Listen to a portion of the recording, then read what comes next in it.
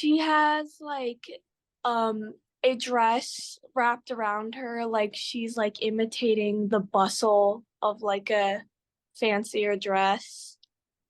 Yeah, and who do you think the dress belongs to? Do you think It that's hers? no, it probably belongs to the woman that she works for or is enslaved to, depending on the historical context of the painting.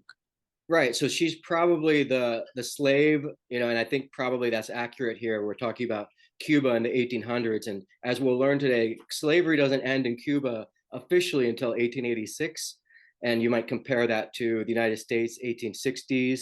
So a little later than what you see in the United States, and certainly a lot later than what you see in the world. And you could argue that Cuban slavery doesn't totally end maybe even until the revolution, because as we'll learn next class, Cuban and a little bit today, Cuban independence is postponed, and that's different than a lot of Latin America. So what we see in a way is a sort of in this picture is sort of the reality of Cuban slavery postponed and prolonged into the 1800s, longer than it should have been, of course, or longer than other places around Cuba.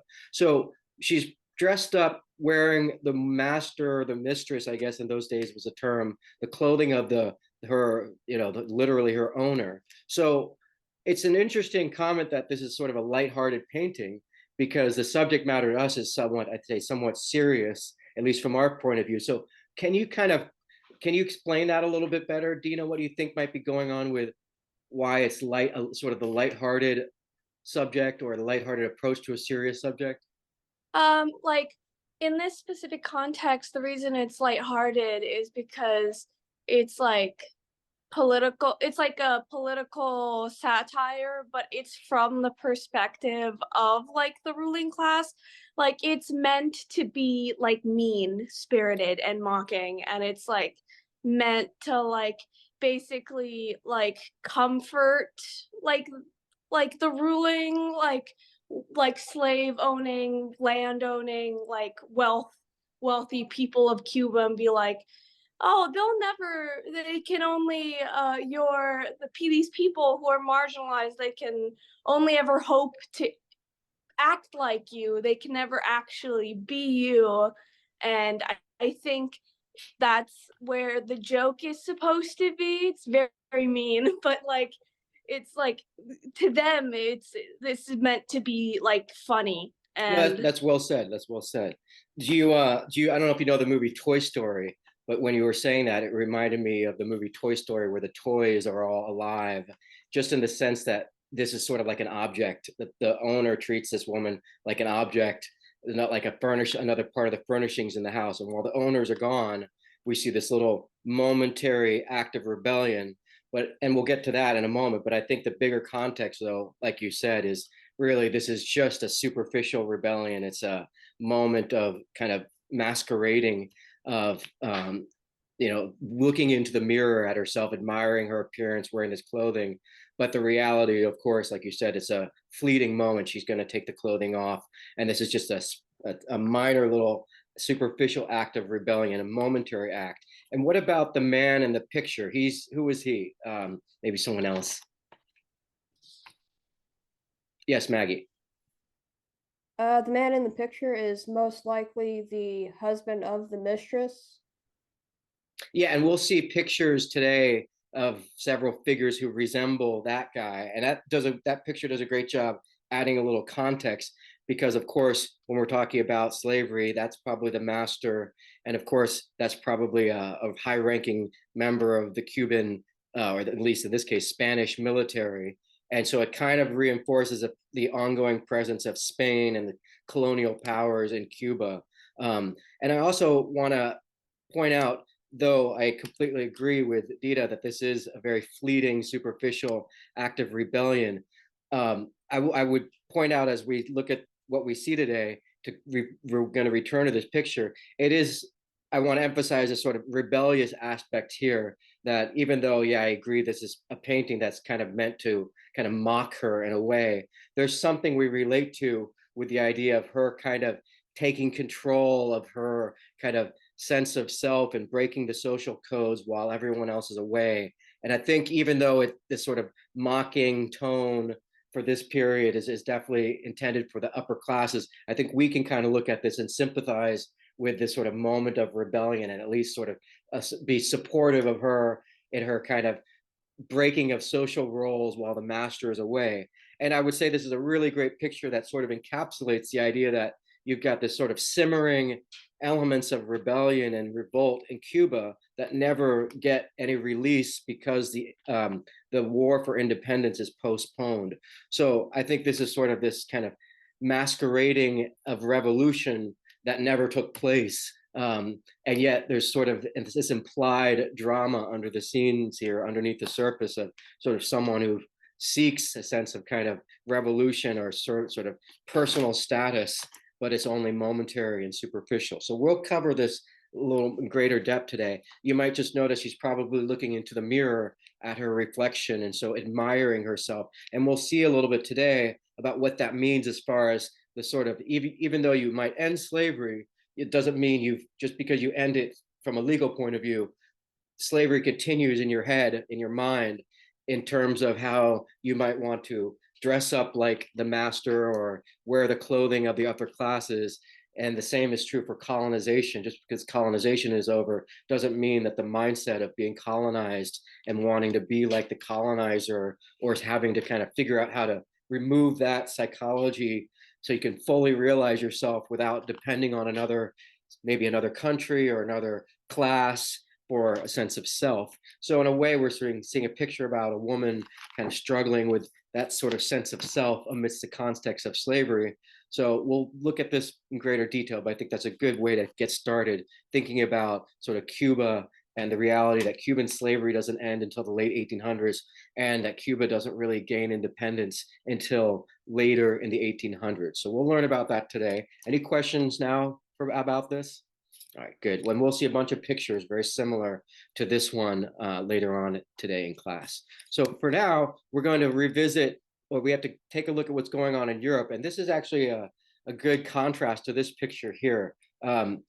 This picture on the left for me is very much a low point in art from Europe in this period. And well, what do you think about why do I put these two pictures side by side? What do you think I'm trying to contrast between here? Hopefully you see a contrast. What about you, Kaiki? Do you see, what do you think is going on in the picture on the left? I saw that the woman is sit on the how to say it? A swing. On chair. Yes, Yeah. And we all did that as a man. kid, right? We all swung in trees on a kid. A lot of people. Yeah. I have played this before. Right.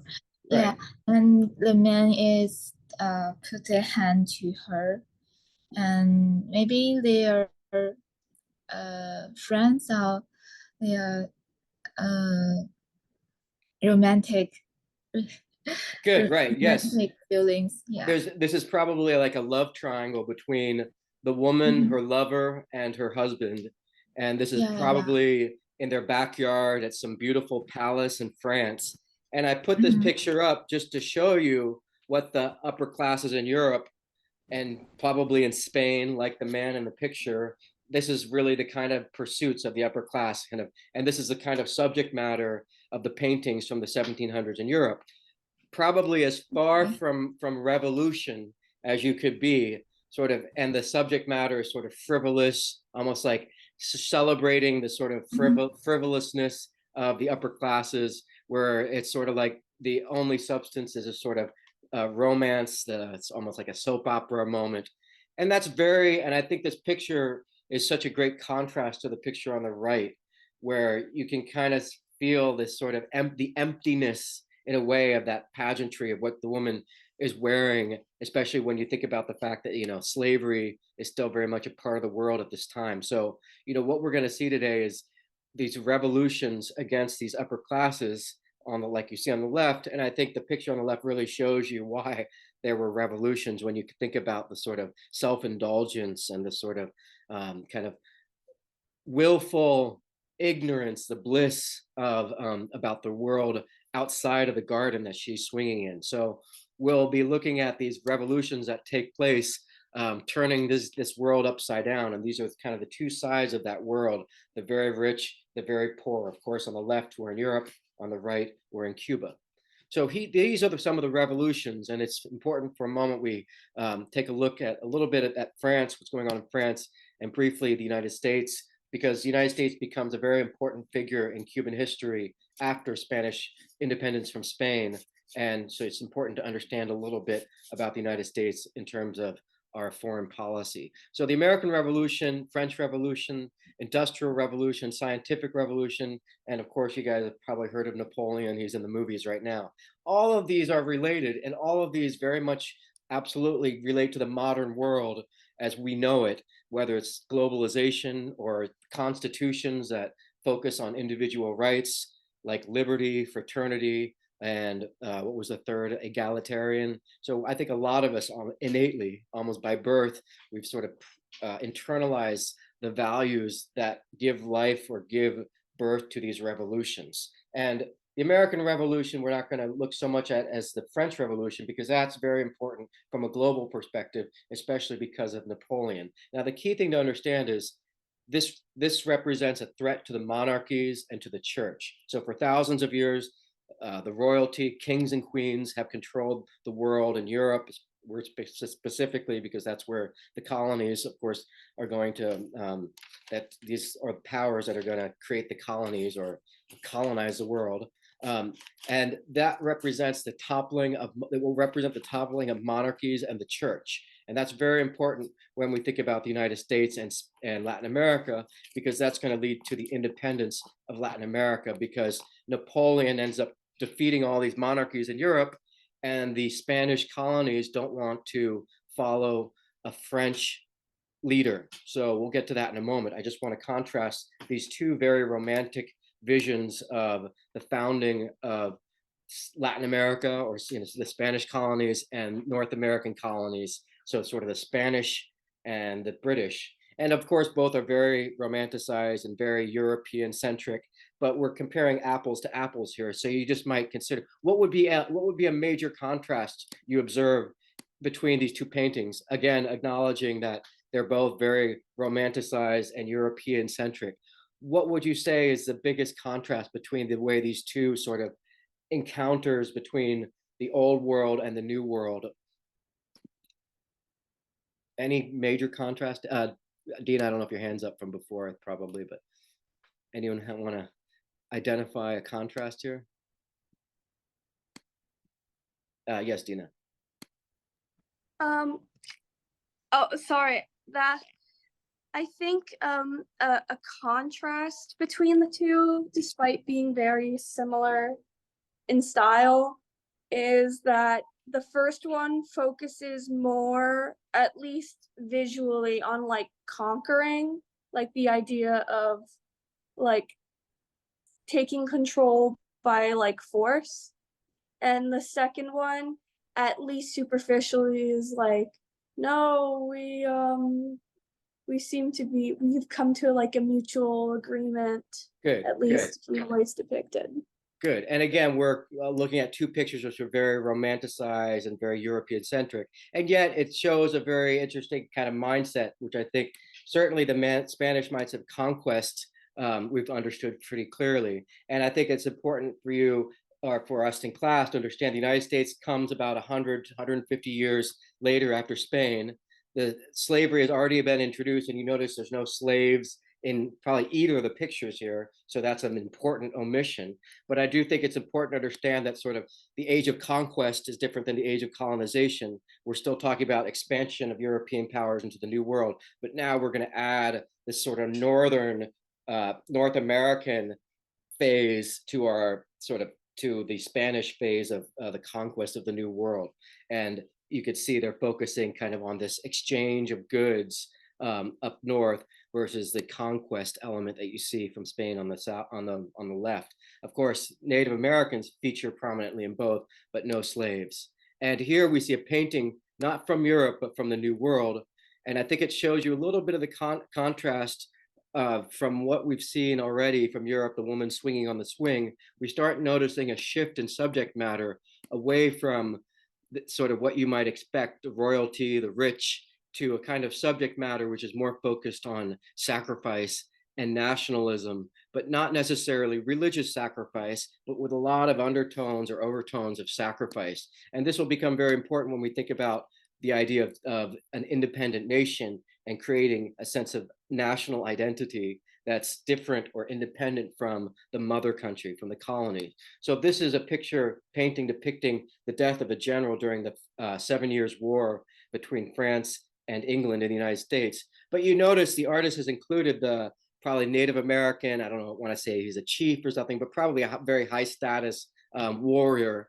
And why do you think the artist included, or what does the expression suggest to you of the man in the front as he's watching this general die? Anyone want to take a stab at that?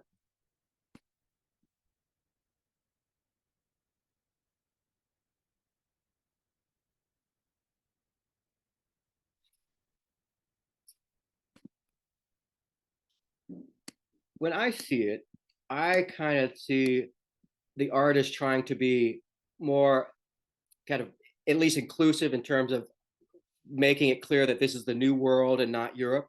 But I also see kind of the artist trying to kind of show some acknowledgement between sort of two warriors. And I think the more important thing, though, is we're looking at a picture now in the new world depicting subject matter that's not necessarily about the king or the queen, but rather sort of sacrifice on behalf of the country.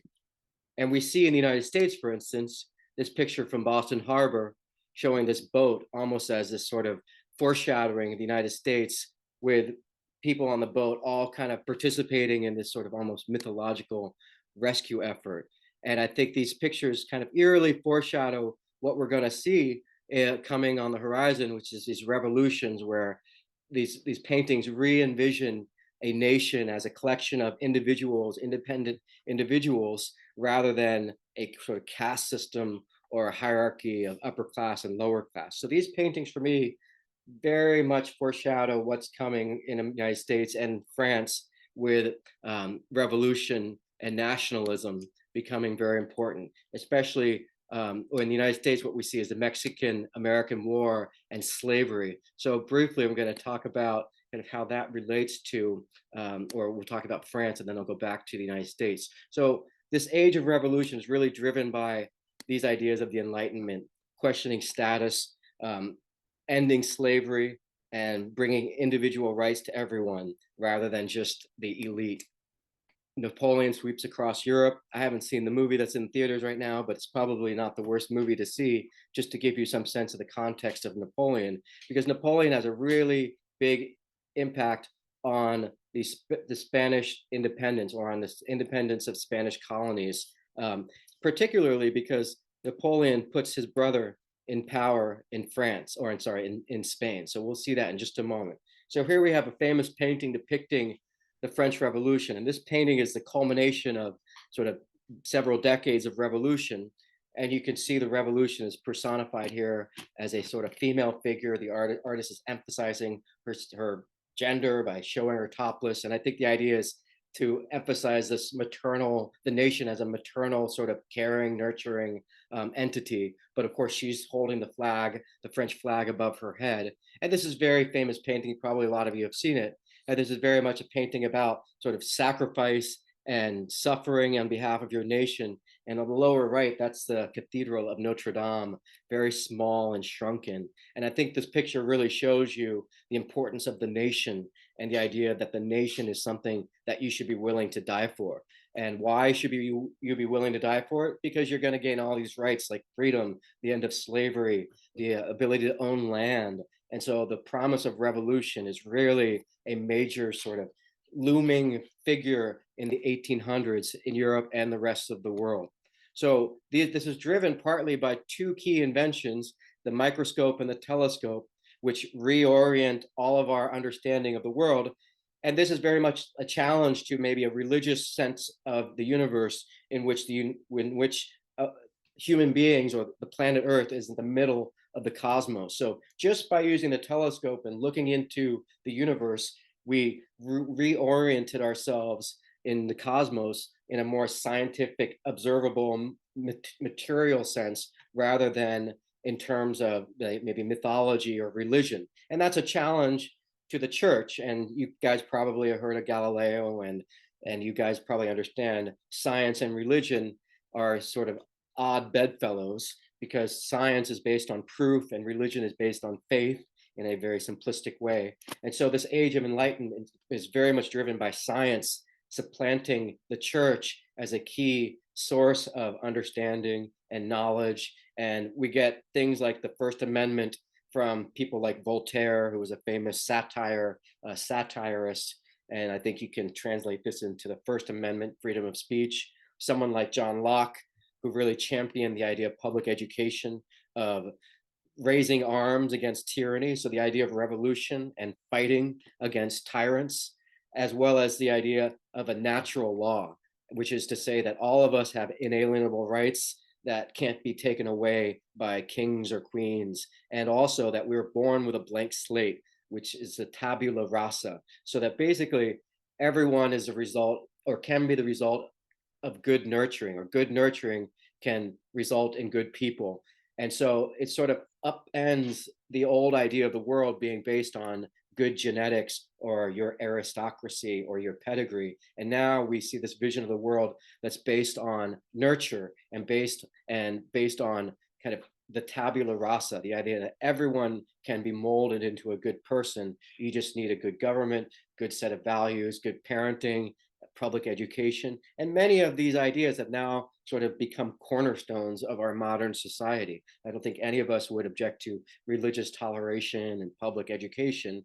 All of this comes from a time of tyranny and monarchies and people challenging the idea of absolute power in the hands of the church and in the hands of the government. And so someone like Simon Bolivar, famous leader from Latin American independence, very much is modeled after Napoleon. And I think you see that almost literally in the clothing from this period. It's very much like the man we saw in the first painting, overlooking the woman as she cleans the house and looks into the mirror and indulging in a moment of rebellion. So another leader from this time is Toussaint Louverture, the leader of the Haitian rebellion. And you can see likewise this sort of military regalia. And this is important because what we'll see in Latin America is an era, or a sort of continuing of this idea of a sort of dictator president. And this is an important contrast to the United States.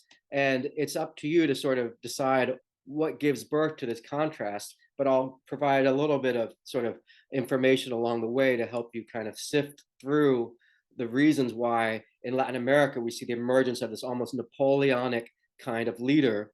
And this kind of continues into Fidel and Che Guevara. I would say these are probably the most famous people from Latin America. There are maybe one or two exceptions. I left out Eva Perón from Argentina, but I think generally a lot of people, when they think of famous figures from Latin America, Simon Bolivar would be someone who they might recognize. Jose Marti is a Cuban. We'll learn more about him probably next class. And then, of course, you've got the Mexican Revolution with Zapata and Pancho Villa, Frida Kahlo, and Che Guevara and Fidel Castro. So 3 out of the 6 are Cuban. And you might notice that Che and Fidel have the military regalia, military outfit. And I want to point out that a lot of that, I think, goes back to this Napoleonic era of waging wars of independence against Spain. And this comes many decades after the United States had already waged its own war against England. And that took place without Napoleon. So I think you have to understand Napoleon as a key kind of ingredient of this age of revolution, because Napoleon represents the idea of getting rid of the monarchies and individual rights and all of the values of the French Revolution: liberty, equality, and fraternity. So Napoleon is very important as a contrast to, one, you could say George Washington, as sort of a president who relinquishes power, who you can almost see in this painting. He's welcoming you into his house. He's got this welcoming rainbow in the background. And, I have to say, it's definitely commendable that George Washington refused to continue remaining in power, where someone like Napoleon who was very much a sort of warrior to his core, he represented the promise of kind of toppling governments, toppling monarchies, but in the end, he succumbed to the same sort of desire for power that a lot of people would probably succumb to, because there's a lot of allure to having one person in power, and having absolute power. But of course, as we know, absolute power corrupts absolutely. So here you can see Simon Bolivar almost looks like a Napoleonic kind of figure, especially when you look at the outfits. And you might compare Washington to King George here, and it's pretty, I think, obvious visually what kind of contrast between two kinds of leaders. One is a sort of leader of the people. He almost looks like one of the Quakers from the Quaker oatmeal box, versus the man on the right, very much about pompous, wealth. And you notice there's no religion whatsoever on the right. So it's all about the absolute power of the monarchy. So Simon Bolivar was actually there in the audience, and I haven't seen the movie Napoleon again, but I wouldn't be surprised if they make a mention of Simon Bolivar or some aspect of Latin American history. Here you can see Napoleon crowning himself to make himself emperor of Europe. And in the back somewhere, Simon Bolivar, according to legend, either attended this coronation or he intentionally snubbed the coronation. I've heard differing accounts. And this is important because to Bolivar, just like to someone like Beethoven, who was a big fan of Napoleon until he invaded Austria, Simon Bolivar was enchanted with the idea of Napoleon being this artillery military figure from the French army who represented this challenge to all the monarchies in Europe. He represented freedom and new constitutions, and Bolivar was very much enthralled with all the good things that Napoleon represented. But as I mentioned, Napoleon becoming emperor and becoming just like a monarch was something that surprised a lot of people and disillusioned a lot of people, disappointed a lot of people. And so in this picture, you can see Napoleon very much looks just like the monarchies that he toppled, very much like an emperor. So he became the very thing that people thought he was going to stand up against, the absolute dictator. Now, the big difference, of course, is Napoleon is not aristocracy. He's a military person who came from the ranks of the military to take control of France. And this is important because hopefully a lot of you know that's the same as a dictator. If you had someone emerge from the army and take control of the presidency, that would be a military coup and that would be a dictator. And that's the same as having a monarchy, just without the bloodline. So Napoleon is sort of this fascinating moment of transformation in Europe away from monarchies, but also of disappointment because he turns into a monarch, just like the monarchies he claimed to topple. And he invades Spain, and he puts his brother in control of Spain. And this is when the Spanish colonies declare independence, because the Spanish colonies don't want to swear allegiance to a French monarch. So before they had a Spanish monarch, when Napoleon conquers Spain, he puts his brother in power. And so in this picture, and this is a very famous picture by Goya, and I think this is probably from a historical point of view, one of the most important pictures ever. What do you and that you can see here on the right, the French, these are Napoleon's troops, the French troops on the right, and they are, well, I'll ask you, what do you think is going on in this picture? Anyone want to take a crack at this? Has anyone seen this painting before? You have? Yes, it's pretty well known, and I think for good reason. And Goya is a great artist. He was observing all of the injustice in Spain. The French troops committed a lot of horrible acts during this invasion, and Goya, was going around drawing pictures of all of it, very much kind of crystallizing the idea of an artist as sort of someone criticizing the social order. And I think you see that in this picture here. Hayden, what do you think? What do you think about this picture? Who's the focal point here? I think the focal point is mainly like I guess like the action of like what's happening, rather than it being like a subject, just because there are multiple subjects. No, that's a good point. There's sort of, the main focus isn't the man so much as sort of the ethics, right? Mm-hmm. And And tell me more about the sort of emotion here. Who do you sympathize with? Definitely the man that is like having his arms up because he's unarmed, but yeah, definitely sympathizing for those people because you can kind of see like their friends that have also been like shot by these people, just like on the ground and they're just like scared for their lives. Very good. I think one of the key things you said there is this sort of he's unarmed, right? So immediately you feel sympathy for someone who has no ability to resist. That's a really important sort of timeless universal idea of injustice is sort of that when you don't really have two sides that are equal, it's really mean. It's like bullying when you have, one side just sort of with absolute power. Who had their hand up?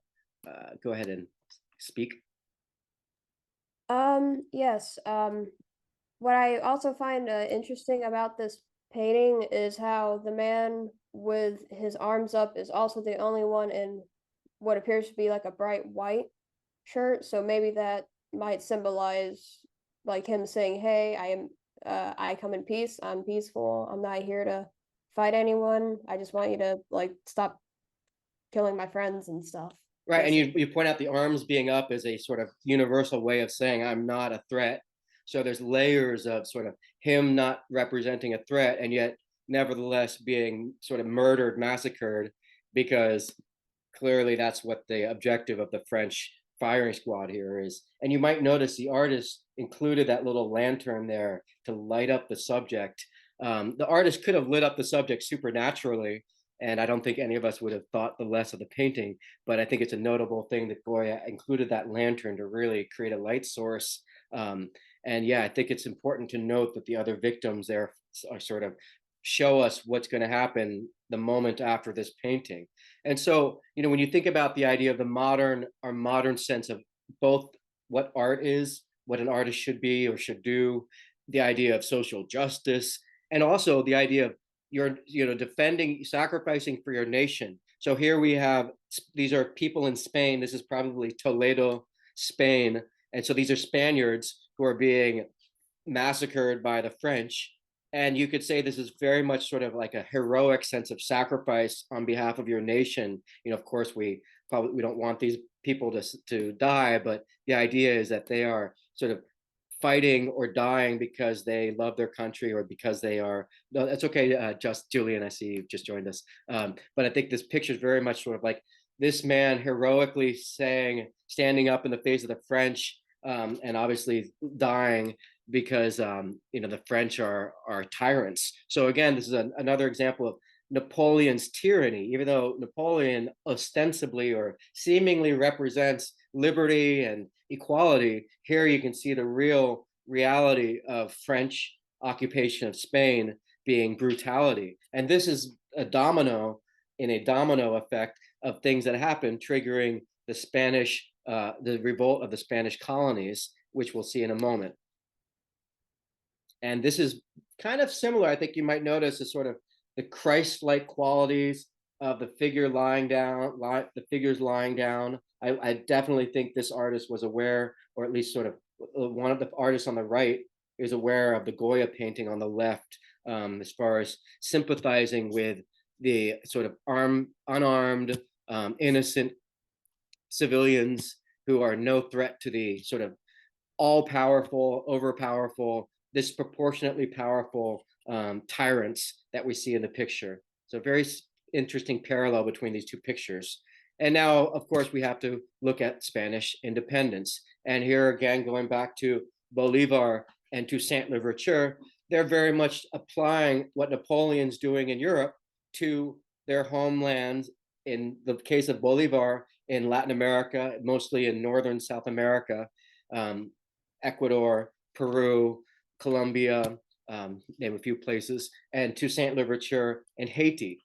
And Haiti, sadly, what happens in Haiti is a real disaster. And I don't know if you've heard recently, the State Department, I think like this week, said that Americans you should not go to Haiti, and specifically Port-au-Prince, the capital city.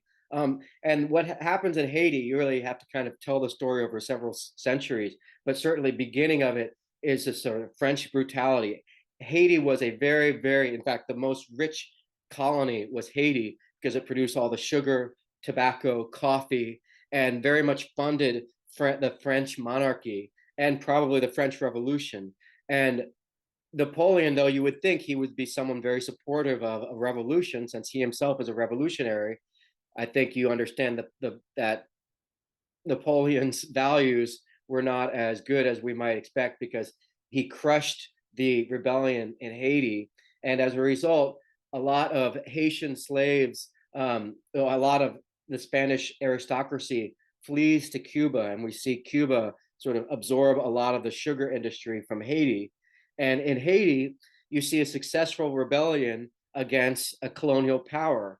And this kind of probably sends shivers down the back of the Spanish crown, whether it's Napoleon eventually, or whether it's the temporary French leader, or eventually the restored Spanish monarch who is Ferdinand VII.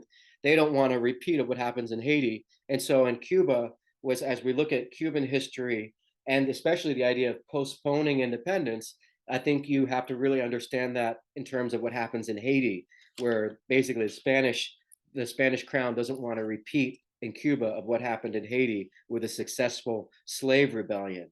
So Haiti is a really important sort of example of revolution that really gets crushed by being isolated by the European powers after the revolution, and also having a hard time wrestling with the internal problems within Haiti caused by colonization, things like slavery and the use of sugar as a main cash crop. So we see a really interesting parallel between Haiti and Cuba, and we'll be revisiting that. But it's especially in terms of both being an island, both having internal problems because of the legacy of slavery, but also in Cuba we see the Haitian rebellion probably is what contributed to Spain not being willing to let go of Cuba, or let go of its control of Cuba for another century, because it was such a lucrative source of income for sugar. And it's also important to remember that Napoleon sells a bunch of land to the United States known as the Louisiana Purchase, which we'll see in a moment. So remember, when we get back to Cuba, a lot of the sugar production goes from Haiti to Cuba following the Haitian rebellion. Any questions right now? Anything so far? All right, good. So here you can see our map of Cuba. It's really adjacent to Haiti and present day Dominican Republic. So this is important as far as moving forward. We've understood that sugar and slavery really kind of are inseparable. I want to focus now a little bit on this emerging United States and the important doctrine of manifest destiny, which becomes the Monroe Doctrine, which is very important for understanding Cuban history, because at the end of the century, the end of the 1800s, we're going to see finally at last Cuba gets independence from Spain about a century after the rest of Latin America. Because remember, Napoleon conquers Europe, displaces the monarchies, displaces the Spanish monarch, and that's when the Spanish colonies declare independence. And this is roughly around 1820. So Cuba doesn't get independence until 1898. But immediately that independence is co-opted by the United States, which really has a lot to do with this idea of the Monroe Doctrine. So let me make sure we're doing okay on time. Yeah, I think we'll probably take a break at around 9:30. So let me keep going ahead. So here we have the Louisiana Purchase. Right around 1800, the United States literally purchases, I think, a third of what we know as the territorial United States today. And we purchase it from Napoleon. Napoleon needs the money to fund his revolutions in Europe. So he makes this kind of probably impulsive decision, or maybe well thought out decision, to sell a bunch of land to the United States, which, as you probably know, is probably happy to keep expanding westward because of the allure of kind of new territory. But of course, that's going to bring the United States much closer into contact with Mexico. And this class, we're not going to talk too much about the Mexican Revolution or the Mexican-American War, but it is just important for you to understand that with the sale of land to the United States, suddenly the United States is much bigger and much more likely to keep expanding westward to California. Now, does anyone know what is the key issue in the United States that influences this expansion as far as the creation of states as the United States goes westward? What's the main issue in the United States that's sort of influencing the creation of new states? in America or in the United States?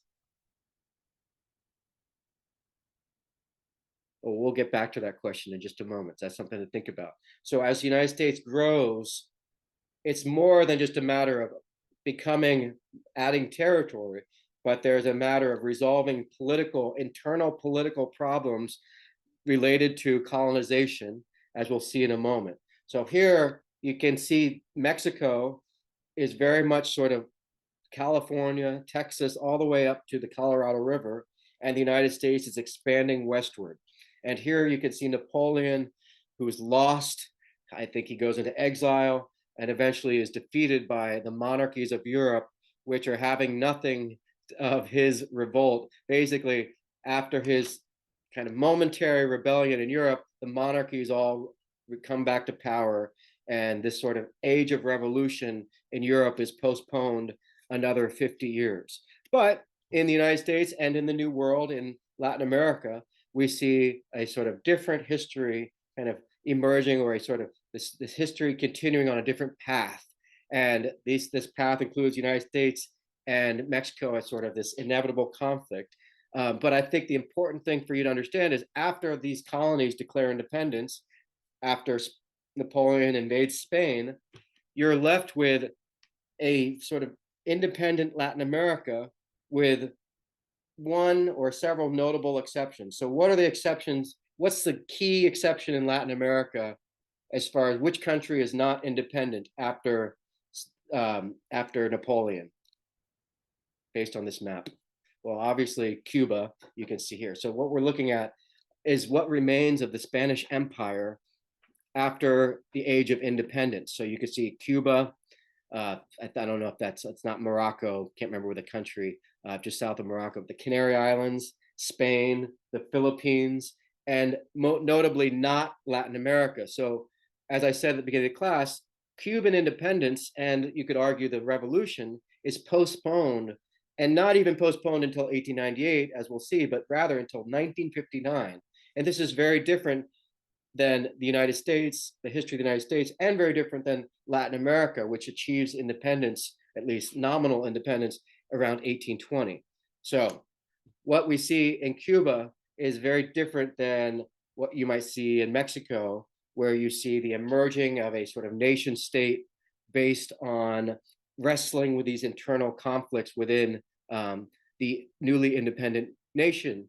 In Cuba, in contrast, you see the sort of the continuation of these hierarchies, of the colonial hierarchies. So nothing really changes in Cuba.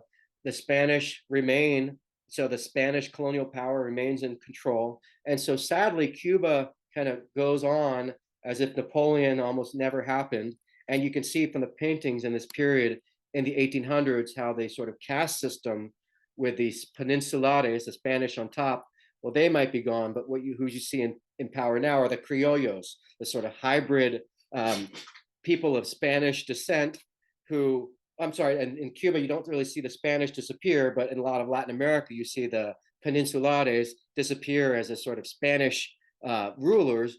But in Cuba, you probably will still see the Spanish very much in control, because they haven't declared independence. There is no independence from Spain. So remember, in the 1800s, Spain continues to be the colonial power in Cuba right up until the end of the century. And as a result, slavery continues unabated, and the status quo continues unabated.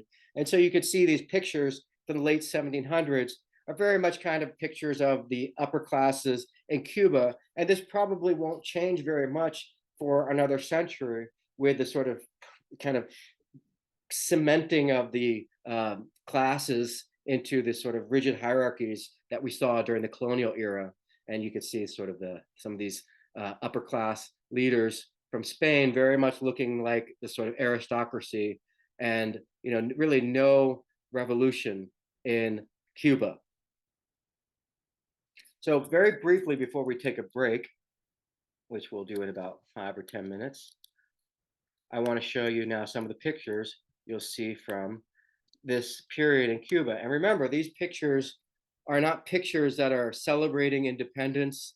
They're not pictures of rebellion. If anything, they're pictures that are mostly by French artists visiting Cuba and observing Cuba the way it was in the 1800s, mid 1800s. And I think from our point of view, it's so interesting and important to understand that these pictures show a Cuba that continues as the status quo.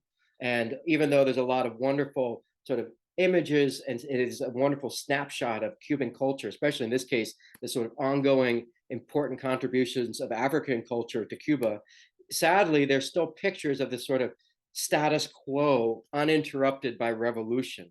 Um, what does this painting show to you guys? What's your any reactions to this painting?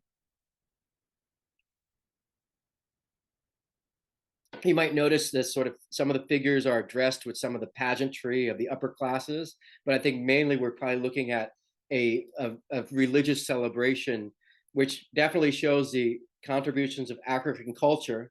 But I think you really still see kind of this, something like this might be sort of a momentary act of kind of rapture, but in a context which is very stultifying. And slavery, the greater the suffering, the more moments like these come as a maybe relief. But still, from our point of view, we still very much, I think, are aware that the context of slavery, you just can't ignore that. I think these paintings show us a snapshot from this time period, this church in the background. But I think it sort of shows you a history, a Cuba out of stride with the rest of the world.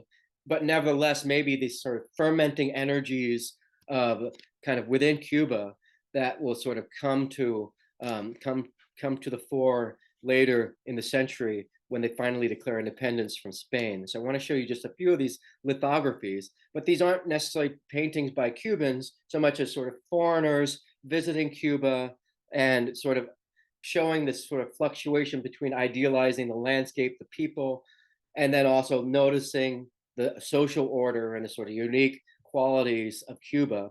Here you could see the sort of showing you everyday life in Cuba, someone selling from horseback. Here you could see the sort of Cuban campesino, the Guajiro, becoming kind of this sort of Cuban icon. But these sort of everyday scenes from Cuba are sort of kind of postcardy. They're probably intended for foreign market, foreign consumption. They're still nevertheless very different than what we saw briefly last class, the Costa paintings. This isn't a painting that's necessarily only about reinforcing the social order. And yet I think it's important to understand all of these pictures come from a Cuba that's really kind of missed the revolution, that never kind of declared independence. So kind of brewing or hiding in the background of all this is sort of the ongoing control by Spain of this sort of Spanish colony that never declared independence. I'll show you a few more of these pictures from Cuban life. And these lithographies, I think, are sort of this kind of, these are like postcards from Cuba. Here's Santiago. And before the break, I just want to show you this few last examples because they show you, I think especially, that the artist is trying to capture some elements of Cuban lifestyle. But I think this one shows you the real sense of, the outsider looking in, but it's definitely this sort of separation from the foreigner drawing Cuba without really kind of connecting or engaging with the subject matter. And I think you see that especially here. We're looking here at a sugar plantation, and well, you notice the house is up there on the hill. That's the mansion, and without railway, without mechanization, and we won't see the railroad come to Cuba until early 1900s. You can see that each sugar plantation really had everything, the mill, the place where sugar is processed, adjacent to the home. And that means that it really preserves that hierarchy. And it also means that everything has, and without railroads to send the sugar to be processed, everything really takes place in one location. What do you see in the picture here? What is all that green stuff around the wavy fields of green? What is that that we see in the picture? Kind of an easy question, but I didn't want to tell me, what do we see there in the picture around the house? Is that grass? Yes, Maggie. Is it sugarcane? Yes, I just want to make sure we're all keeping in mind that, where is the sugar? Well, that's it, everywhere around the house. So just noticing that, Maggie, What would you say? What do you think it's like cutting down sugar in Cuba? I'd imagine it would be kind of difficult. Yeah, you notice just how it spreads out, over vast areas, and also there's no shade. Like one thing I remember about working with coffee farmers in Guatemala is pretty much everywhere in Guatemala, people plant coffee underneath shade trees because that keeps the coffee bean from being burned by the sun. But also it means you have shade. So you could plant trees that are like bananas and add value, like by being a fruit tree or nut trees, avocados, but you also have shade for the people who are harvesting the coffee. With sugar, there's no shade at all, so it's scorching heat. You're really kind of talking about just something that spreads out really far and wide. And so you notice there's a lot of sugar, but you don't really see the slaves, do you? Although you might notice there is a line of people coming from the mill there between the palm trees on the right, in the middle right. You see that little line of people there diagonally approaching the bridge. That might be those might be the slaves, but the artist hasn't made them big enough for us to be totally clear. What is the artist emphasizing here? Let me ask Josephina. What is the artist seeming to emphasize here? I think you'd agree he's not putting the slaves front and center. So what is the artist saying here with this picture? I would probably say maybe the land.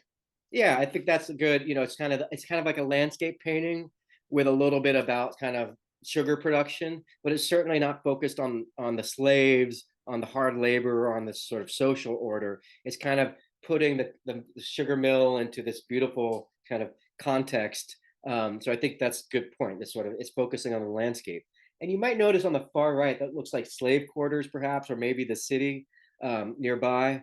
But I think definitely the absence of the slaves really shows you the artist's focus. And also, I think you could see the sort of the sugar mill as sort of this factory, self-contained factory that really kind of you can just understand how evil can run amok at a place like this. It's so isolated. And remember, these are all places owned by the Spanish still. These aren't sort of independent Cuban-owned sugar mills. These are owned by powerful elite families from Spain.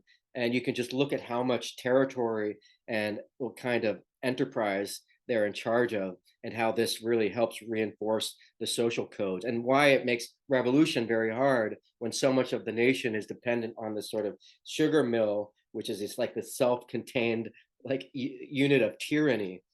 So let's take a look at one or two more pictures, and then I'll take a break and return. So just a little closer up detail of the sugar mill. That picture on the upper left looks to me like it could be one of those estates you see in Louisiana or the South in the United States, or maybe in the movie Django Unchained, the sort of master's quarters. And so even in this picture, I don't see any slaves.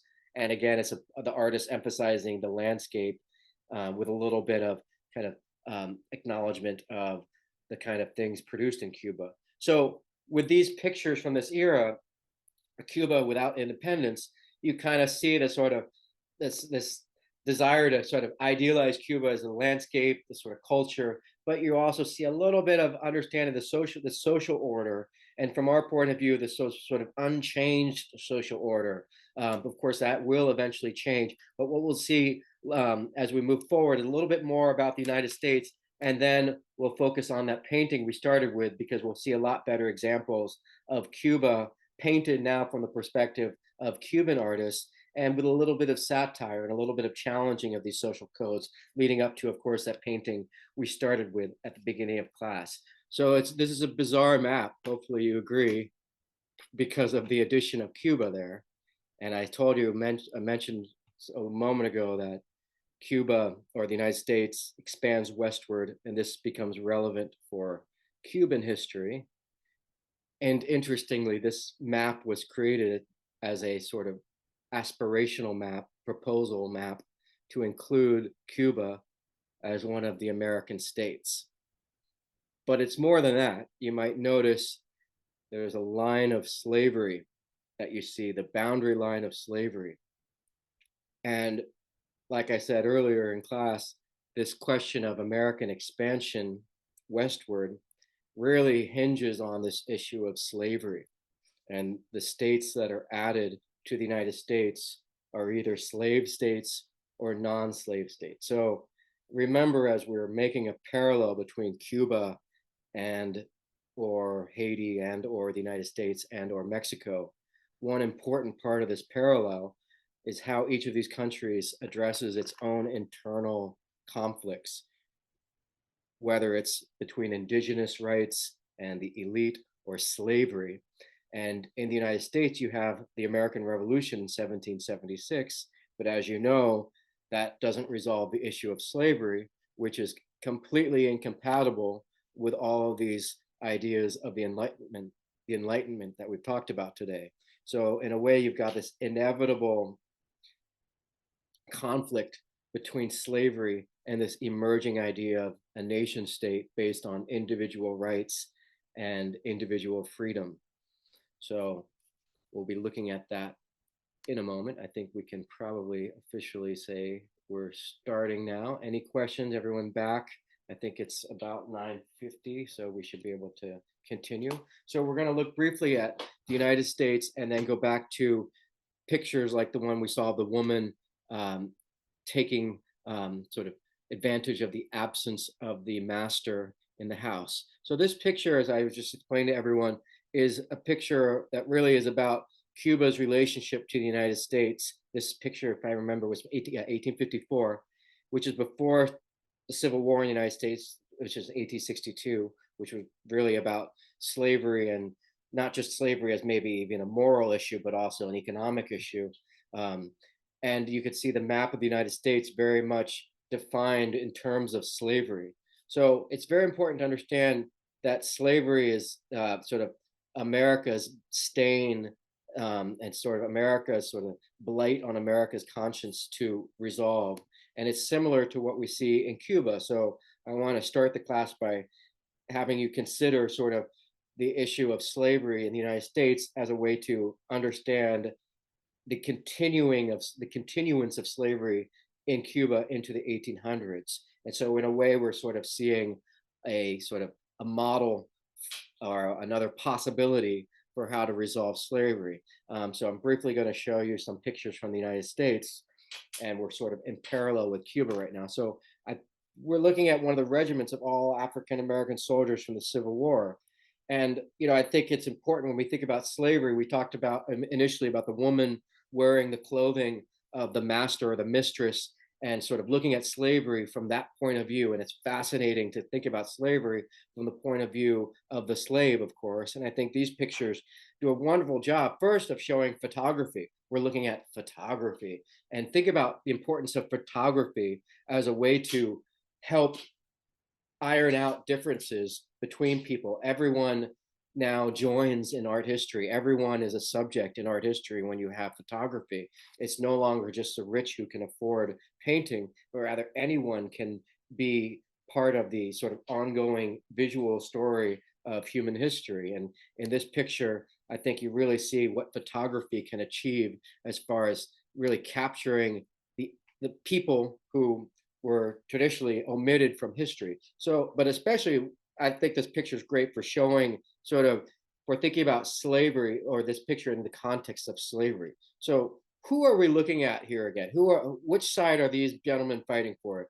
The North or the South? Assuming you know a little bit about the Civil War. The Civil War in the United States was, again, about ending slavery. So who are we looking at here?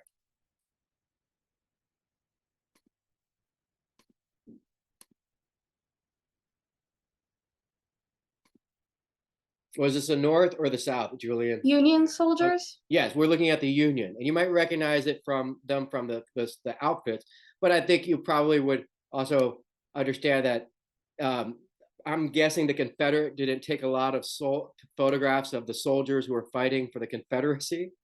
So, even just the act of photography is a way of sort of celebrating the subject. So I think you can make an educated guess that we're looking at soldiers fighting on behalf of the Union. What I love about this photograph is the understanding that, yes, it's a military uniform that represents fighting on behalf of your nation. Of course, in this case, the North of the United States, as a sort of symbol of ending slavery. But I also think from a personal point of view, from each of these subjects, just think about what it means to fight in this battle and what it would mean to lose. So if you lose and you are one of these people in this picture, it doesn't mean you go home, it means you go back to slavery. So I think when you think about sort of putting on this military uniform, it's so much more than just sort of risking your life for your nation. It's risking your life for your nation, or else maybe you go back to slavery. So, when you think about the aftermath of war, it's a really important thing to remember that slavery doesn't just end when it officially ends, but there's sort of the ongoing legacy of slavery even today. And you might think about Jim Crow in the United States, all the efforts by the Democratic Party to preserve the status quo after the Civil War. And I think if you don't know too much about the Civil War, it's important to know that the Republican Party, Lincoln, the party of Lincoln that was created to end slavery, Lincoln was assassinated, and his vice president, Andrew Johnson, was very much a sort of compromise vice president from the South. And when Lincoln was assassinated, his vice president pardoned all of the plantation owners in the South who returned to their plantations and continued the status quo, arguably up until the 1950s when you finally had civil rights. So even though we're looking at pictures that kind of talk about or illustrate or visualize moments during America's grappling with civil war or with the slavery, it doesn't mean slavery has ended completely. And I love this picture because it shows the individuality of each man. Even though there's a uniformity of the uniform and their action, you really feel the humanity of each person. Maybe the younger man is a little more idealistic. The older man maybe has children and a family he's worried about. The man in the middle is very much more sort of a different tone of sort of the emotional tone. It's a little more tough, but it just, you feel the humanity of each person. And when you understand they're fighting for much more than sort of to win the war, but also to end slavery. But then, of course, once you end slavery, there's still the aftermath of slavery. I just want you to understand the complexity of having to sort of cleanse this stain on the new world. And that's not just the United States, it's also in Cuba. So another example of that is this picture here. This is a wonderful painting by an African-American artist from the United States. I don't know if you've ever seen his work, but it's really wonderful. I mean, I think it speaks for itself. So this for me is another wonderful example of looking at slavery, but from maybe a different angle, from a different point of view. So you notice the date here, 1893. This is about 30 years after the end of slavery in the United States. And this is a painting from the United States by an African-American artist named Henry Ossawa Tanner. So how does this painting relate to slavery?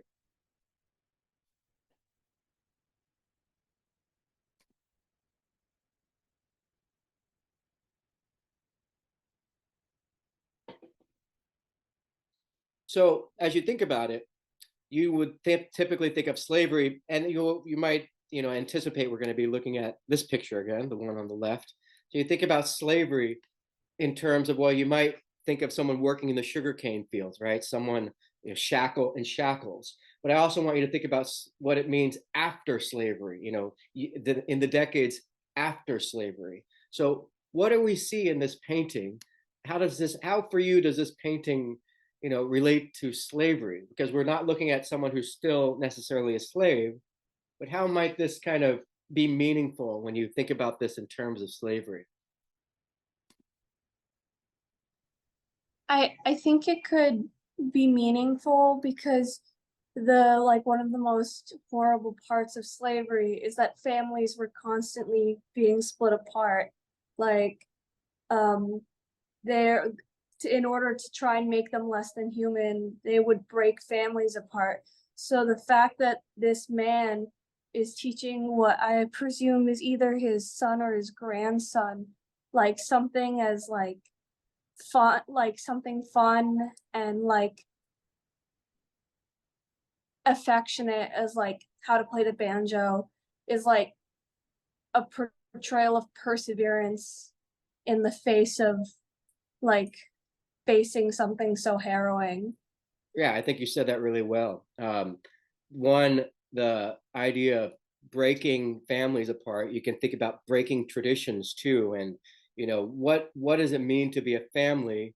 You could think about the biological component, but also the values. Remember, we're talking about an age of enlightenment. So the idea of nurturing, to be able to nurture your children to be good people, to be the way you want them to be. That's something we take for granted today. The idea of that we can all sort of nurture ourselves to become better people. But if you're a slave, one, you don't have a family, and so you don't have all those traditions, and you don't have that continuity from one generation to the next. And so when we think about this age of enlightenment, the idea of ending slavery, I think this moment here really shows you what it means to be free and what it really means to have liberty. And it means simple things like giving a banjo lesson to, probably, like you said, a grandson or son. The father here was probably a slave and remembers being a slave. So he really understands this value of this moment. And I think if you understand that the banjo itself is an instrument created, I think, in the United States, I'm not sure if it's from Appalachia or slave culture, but certainly rock and roll, the blues, gospel music, the importance of music and having a musical tradition that you can pass on from one generation to the next is really something, so fundamental to having freedom. And I think this picture goes to show the kinds of things you lose when you're enslaved. And someone said in the comments here, yeah, sort of the opportunity to give this sort of simple moment was denied. And so when you think about this picture here, which we'll go back to again, even after this, we're kind of looking at this sort of, this moment on the left is lighthearted. We're talking about sort of mocking the subject. When the one on the right, I think is sort of more serious and more emotional. But we're kind of looking at sort of the flip side. The one on the left is during slavery, someone trying to have this momentary act of rebellion that's fleeting and superficial and momentary, whereas the one on the right really gives you that sense of grounding of sort of liberty and freedom and the ability to sort of enjoy your humanity with your offspring. And of course, the fact that the kid might not even know sort of how precious it is to be able to give this banjo lesson just makes it sort of all the more bittersweet. So we'll go back to this painting on the left in a moment. But I think this painting on the right shows you kind of different, one facet of looking at slavery in the United States and sort of reducing the aftermath of slavery to this moment. I think really you understand it better when you understand the real evils of slavery. And just to reinforce that point again, here's a painting I hadn't seen until recently. And it's going to relate to what we're going to talk about as sort of towards the end of class, is sort of the imprint of slavery, the aftermath of slavery. So, what we see here is another painting from the United States, the late 1800s.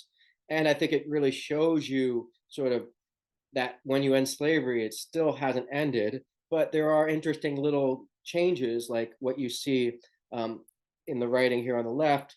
This painting shows you the woman sitting down on the left, and before slavery ended, she would have been obligated to stand up whenever the master or the mistress enters the room. So it's a really fascinating painting that shows you the sort of social codes where if you didn't know the sort of social codes, you might not think anything of the fact that the woman on the left is sitting, but the fact that she remains sitting goes to show the sort of subtle changes in the social order after slavery ended.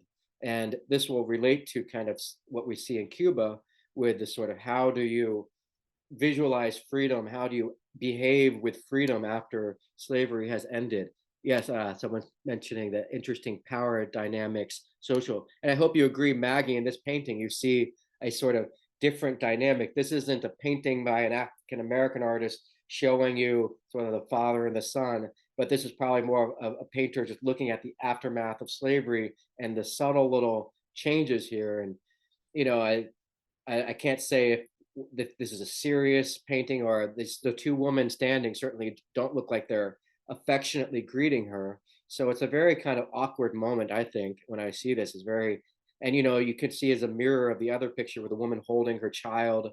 And yet just the idea that you had to stand up whenever the white woman entered the room goes to show the sort of minute details and sort of the minutia cultural micro elements of slavery or of segregation or just racism that continues after slavery. So is that clear? Hopefully, I just want to make sure you understand the United States. We've seen the end of slavery, but it doesn't mean slavery or at least racism has ended. And this is going to be a parallel to what we see in Cuba, where slavery still doesn't end until 1886, many decades after the rest of the world. And likewise, the stain of slavery continues long after. So let's go ahead and, so for instance, in Cuba, you couldn't wear silk or fine jewelry outside after you're freed in Cuba.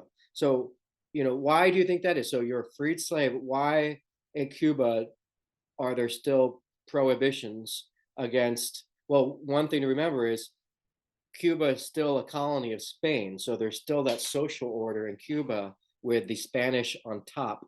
And so maybe a painting like this woman putting on the outfit of the mistress from Cuba during slavery, really is sort of her kind of having this moment of rebellion, dressing up like the upper classes. But the reality in Cuba is that it's still a colony, and the social order is very much like it was 100 years prior. The United States continues expanding. You see this figure of manifest destiny. And as much as I hate to talk about manifest destiny, it's very important to understand that this becomes a sort of logic of foreign policy for the United States. Once it expands into the continent as we know it today, the United States shifts its focus to the rest of the hemisphere using what's known as the Monroe Doctrine. And manifest destiny is this idea that the United States was sort of destined to become one continent from the East Coast to the West Coast. And you could say Mexico was in the way, and eventually other European powers stand in the way of this idea of United States dominance of the Western Hemisphere. And this is very important for Cuban history, because what we see later as future classes is that the United States replaces or substitutes Spain as the sort of colonial power over Cuba. So Cuba goes from having one tyrannical leader to having another tyrannical leader, from Spain to the United States. And in this picture, you can see the United States expanding westward, encroaching in Native American territory. The buffalo are fleeing. You can see the Rocky Mountains there in the back.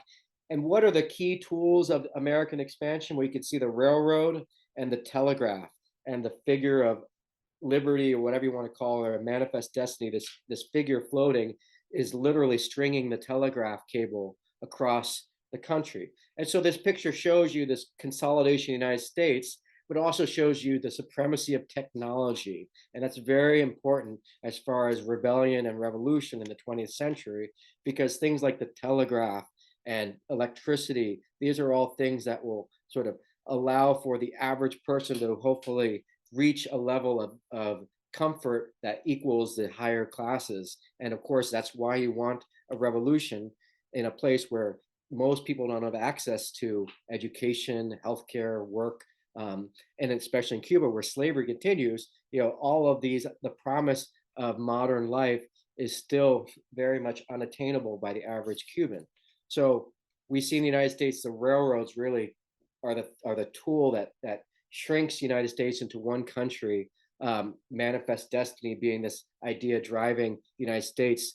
And of course, slavery had to be resolved in order for the United States to finally expand westward and sort of become this nation without the internal strife, at least the kind of bleeding wound of slavery. Now it's sort of, I guess you could say, it's starting to heal, although it probably never will completely. But in this picture, you notice these two railroads meeting. This picture is a famous example of not showing you the numerous Chinese laborers who were involved with the building of the railroads. And I think a lot of the history of the United States is exploiting cheap labor.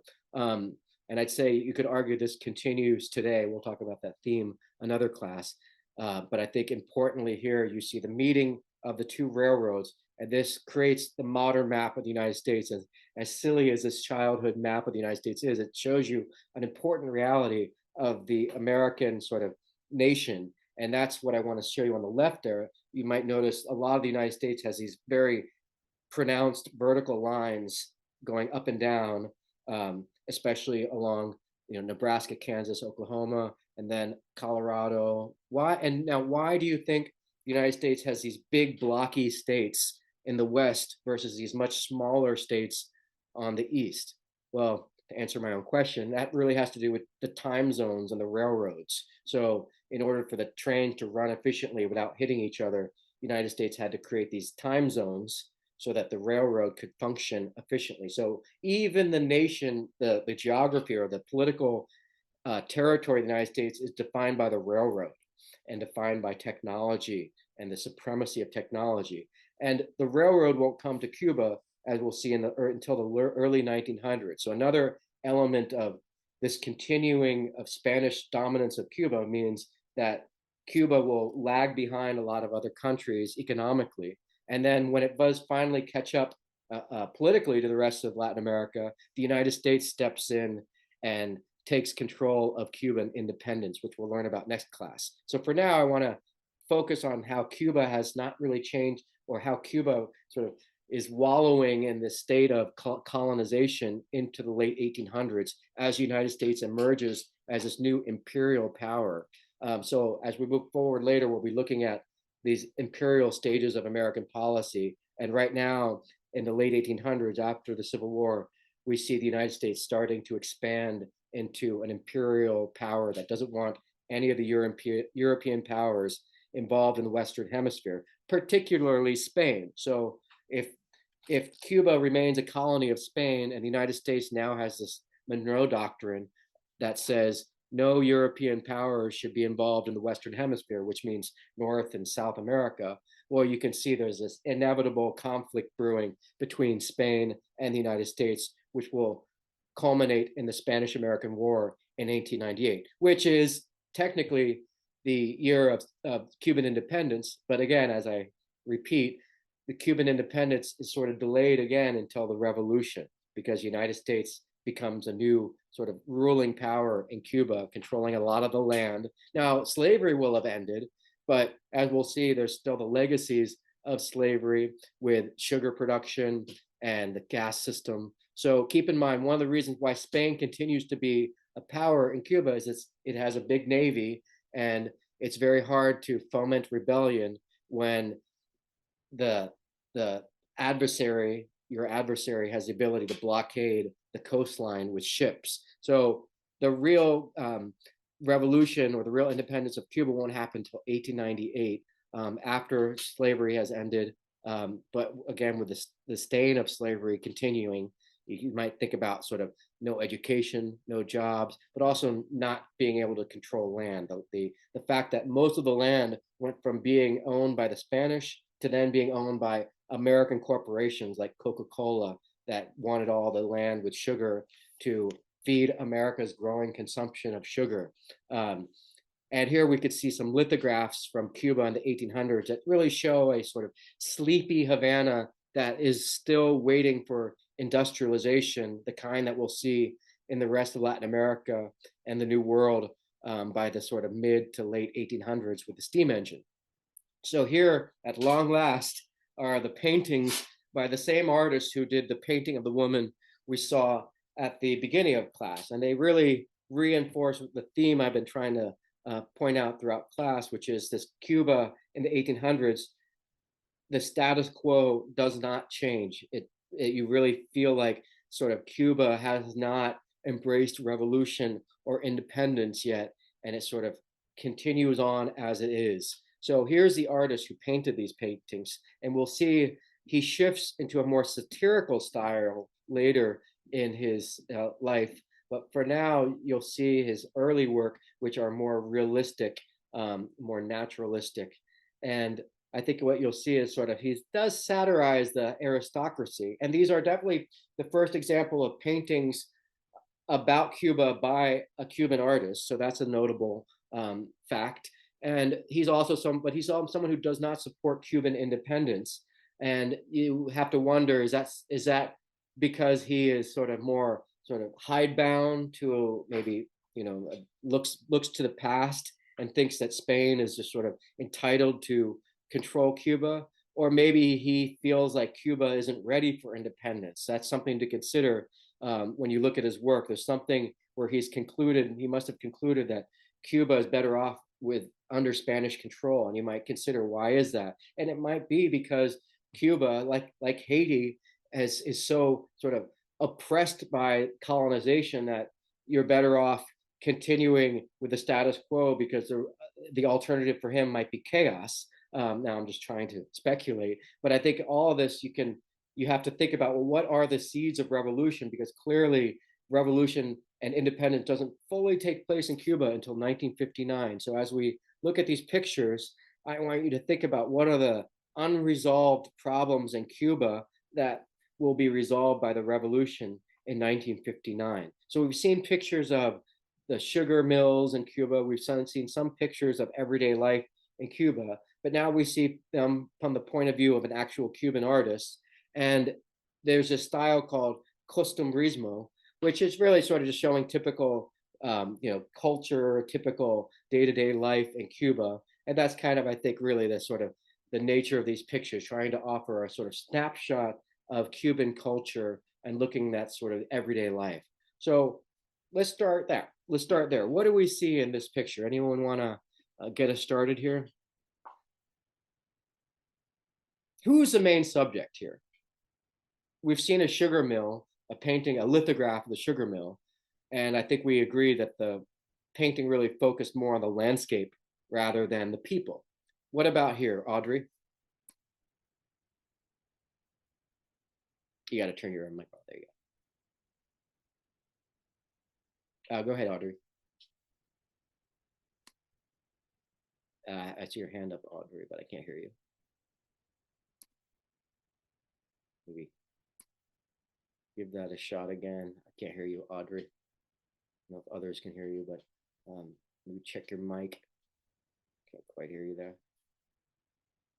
Maybe while Audrey figures out what's going on there. And anyone else want to say something? Maybe I can see if I can hear you. Make sure it's not just her. Okay. I Oh, think there we go. just because it's the only figure wearing red, the two figures in the front might be the main focus, just given this is the only figure wearing red and it's in the smack dab center. Yeah, and it seems to be like the most defined point as well. Yeah, and when you look at these pictures, you might compare this to what we saw, the banjo lesson, the father and the son giving the music lesson, or the woman sitting as the mistress shows up, or even the painting we saw at the beginning of class, sort of the focus. Like, I like that you're focusing on sort of the woman and the child adjacent to her. Another option might be the man on the carriage, but I think there's several choices of focal points. And I think the artist overall is kind of focusing, well, if you could say overall, is the focus on sort of the slave master there, on the slaves, or is it on the work that they're doing? What do you think, Julian? I think it's like somewhere between the slaves and the work they're doing, specifically the slaves. Yeah, I feel like, it's a question as we look at these paintings, and these are all going to be by the same artist, is to sort of try to scratch the surface and think about, well, is the artist sort of, who is the artist celebrating? Is the artist trying to be objective or distant? Where are the sympathies? And I think when I see this, there's definitely seems to be a focus on the sort of act of sugarcane. Of course, the painting's called, cutting sugarcane. But I think, go ahead. Sorry. Like, No, I think that it's like really notable, like in this painting specifically, like in some of the other paintings we looked at, the enslaved peoples are just kind of like in the background or like stick figures like on the horizon.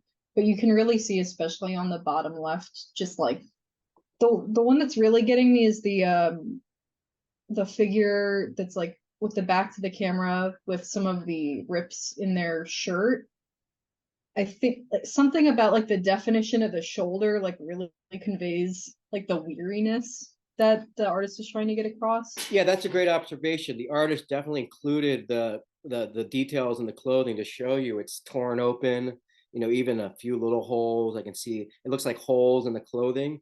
And I think that, for me, that definitely seems to kind of invite sympathy invites some sense of struggle at the very least, and shows you, they're very close to each other, waving around machetes. You can just imagine the kind of coordination you need, but also you feel the kind of brutality, leaning over, kind of picking up sugarcane.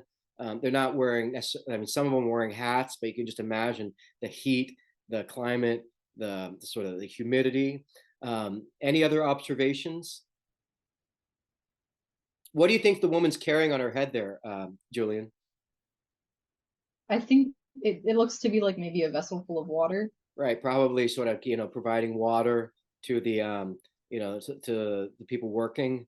And I think, it shows you maybe some of the brutality, but I think it's almost showing you the sort of economic, the sort of production, almost like a little assembly line, with even the beasts of burden, the two cows, being sort of another element of enslavement, putting nature to work. And you could see the sugarcane stacked up on the wagon in the back. Sugarcane, you can't export sugarcane and then have it processed. You have to process sugarcane very quickly. So the sort of nature of sugarcane almost sort of requires that there be a mill nearby, and you can't export it like you do coffee. So there's a lot of kind of realities to sugar that make it really hard on anyone who works harvesting it, because you can't mechanize it. The best thing you can probably do is have a wagon, but you can't have big machines. And of course, you see in the background, there's the sugar mill, and you can see the chimneys churning out smoke, implying that that's the last stage of the process of sugar production, is sort of the milling. So I think the artist is trying to show you the sort of sugar production from first stage to the final stage. And of course, it looks like the master, the slave master, whoever he is, the sort of major domo, is barking orders. But I think you kind of feel there's this almost neutrality. At least the artist isn't being as, maybe isn't taking a stake in what's going on here as much as maybe we've seen in other pictures. Which is not to say that it's, we don't have to be neutral, but I think the artist is kind of being somewhat kind of trying to sort of show things as is, without necessarily raising outrage about what's going on. So, maybe that's something we might want to see, having looked at paintings like the 3rd of May, people resisting the French invasion. But I think here you see Cuba without any sense of revolution or any, anything that shows people breaking against the social order. Let's see some more. Here's another painting by the same artist from the same era. And I think that question of the focal point, who is the focal point here? Anyone can chime in.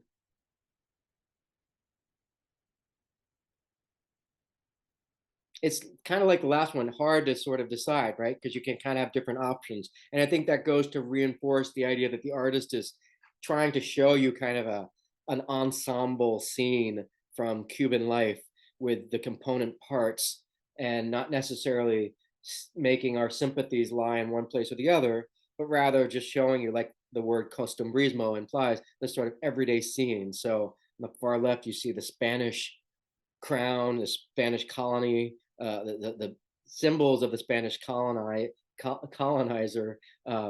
the two Spanish officials watching on, kind of almost like the secret police sort of monitoring everything. In the middle, a woman selling fruits, pineapple, I see sugar, I see plantains or bananas. And on the right, the sort of pageantry of the man who's probably a coach. You can see the whip, and he's wearing kind of the attire of someone who probably works for the upper classes, and is probably a slave for the upper classes. And the woman there, him, have a moment. And you might think of, what's it like to have a love affair with someone when you're a slave, and all the social rules and social codes contained therein. So we'll see, kind of, these questions are raised by all these pictures that we're looking at. So again, these are more pictures by the same artist here from everyday life in Cuba, and I'm going to focus on some more than others. I think that fruit that she's cutting here, to me, it looks like a fruit I remember in Cuba called the chirimoya. I don't know if anyone from Latin America has seen that fruit. Very yummy fruit you don't see in the United States, with these big black seeds that are very smooth. And it's very kind of very fleshy, very sweet, and almost creamy flavor. It looks like that woman is sort of preparing it for the other woman. And what class do you think the woman standing is? Is she high class, low class? I can't for sure say definitively. Probably higher class of the woman who is selling the fruit or cutting the fruit. Um, but it's something to consider, sort of, it's not necessarily clear because you do have the outward appearance of class, which can be mimicked, of course. And, whether or not the context gives us enough information, I can't say for sure, but that's something to consider when you look at all these sort of, well, in this case, what we're seeing is the artist showing you some of the elements of the ongoing contributions of African religious contribution to Cuba. Um, and, very colorful outfit. This figure is someone we'll see in other examples of Cuban art. Even today, you'll see examples of some of these festivities in Cuba. And this is a very famous painting that's been referenced by other Cuban artists. I think you see that here on the right, more contemporary artists. And this is what I mean when I say it's important to understand Cuban art and Cuban history in terms of understanding contemporary Cuban art, because a lot of Cuban artists go back to Cuban history to draw inspiration, to mine for inspiration and reference about contemporary Cuba. Here on the right, the artist is making a mockery of America's dominance of Cuba after the independence. So you can see the American cars and consumerism and Mickey Mouse. So this definitely foreshadows what we're going to see coming up on the horizon is American sort of colonization of Cuba. And the artist very cleverly is referencing this painting here. But I want to go further ahead, and you could see some of the other elements of Cuban culture, including this man you can see on horseback with a rooster. And, I think you can connect this again to what we've been talking about, sort of the kind of the master, the slave. And now we get back, of course, to this painting here. And so we've seen a little bit of the context. And I think you now understand that slavery doesn't end in Cuba until 1886. So we're definitely looking at a woman who's a slave still, and she's probably wearing the outward attire of the woman who is the master of the house. But as we've learned, you don't see Cuba even after freedom. If you become a freed slave, you're still prohibited from wearing some of the outward aspects of high class. So things like silk.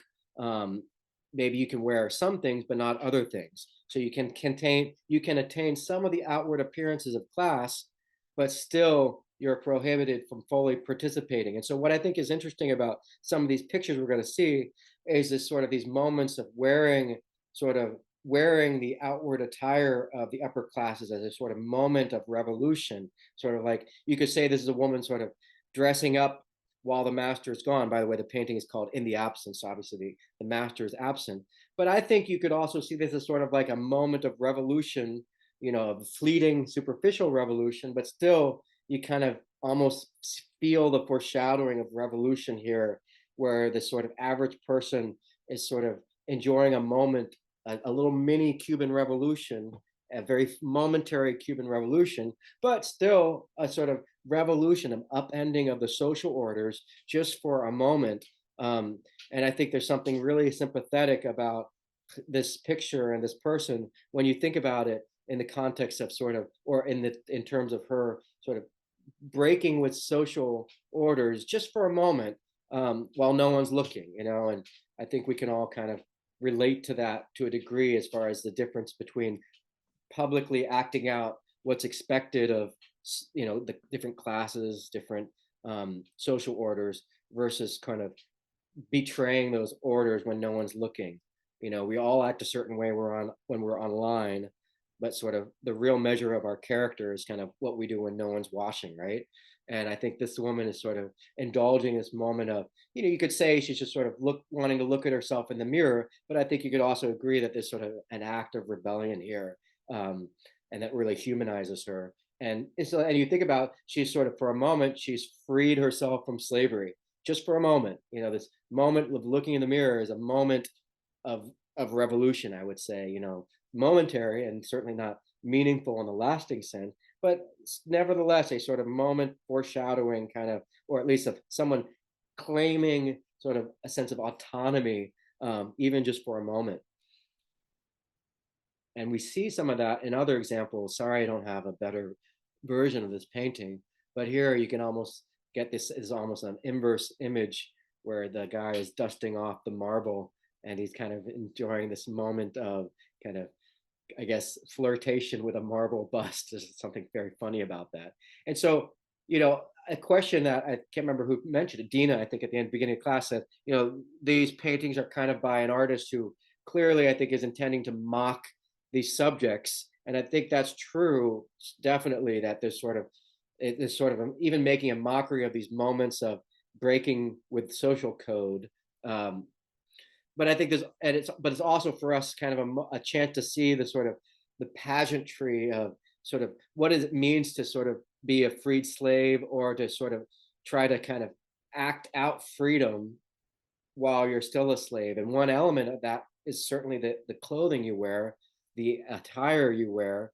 And you might think about, how do you indulge your own sense of autonomy and freedom while you're still a slave? Like, people still have to kind of find some sense of normalcy while slavery still continues. So, the incongruity, the sort of the disparate, or the contrast between sort of trying to have a normal life while being a slave. And I think that's some of the things you see here, are sort of the sort of moment of going to the dance and developing a romantic relationship with someone, as sort of a kind of a snapshot of that.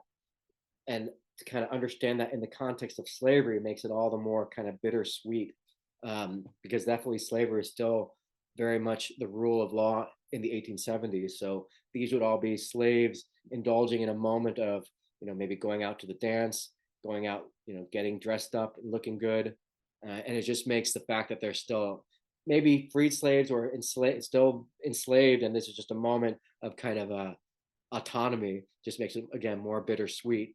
And just the idea of kind of dressing up to appear like, in this case, maybe you've got someone who's maybe a Spanish soldier, but these little moments are very kind of loaded with mystery, and kind of some of them definitely seem to kind of have some kind of, if not challenging social codes, at least sort of putting light onto this sort of day-to-day acting out of social codes in Cuba, with maybe some of these layers of romance or flirtation that the artist definitely seems, I think these are subjects that are safe and kind of maybe exotic, and certainly maybe a subject of fascination for whoever was the intended recipient of these pictures. But I think there's also kind of the artist just trying to show you Cuban life. And these words curro in Latin America, you're often, I think, referred to as someone who's maybe what would be like a idol, somewhat idol. People get kind of it's definitely, the title curro is like sort of like what would be bums, kind of bums, like people making money, street making money from the street. And I think the artist is, trying to capture some of these slivers of Cuban life, and some of them more flattering perhaps than others. But I think generally he seems to be kind of trying to be somewhat, at least ostensibly, trying to be neutral in these pictures, while from our point of view, I think we tend to sort of, we're not neutral, but we can acknowledge that he's kind of trying to show you Cuban life, at least from the point of view of a Cuban for once, and kind of looking at the different orders here. I mean, a very amusing picture with her umbrella almost sideways there.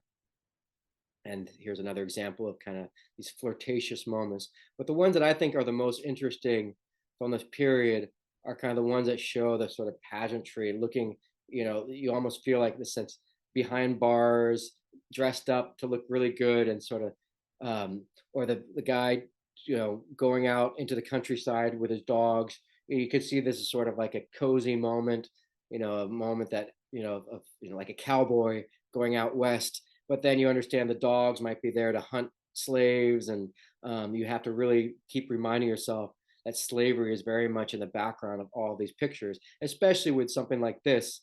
And so here you see the two dogs. When you see this, it really transforms this picture from being very kind of perhaps somewhat quaint, and then those dogs become these nasty kind of sort of attackers and extension of slavery. And so even just the dog's disposition, cute dogs to attack dogs, really shows you the two sides of this sort of Cuban social order, with these women getting dressed up and men getting dressed up to go out dancing.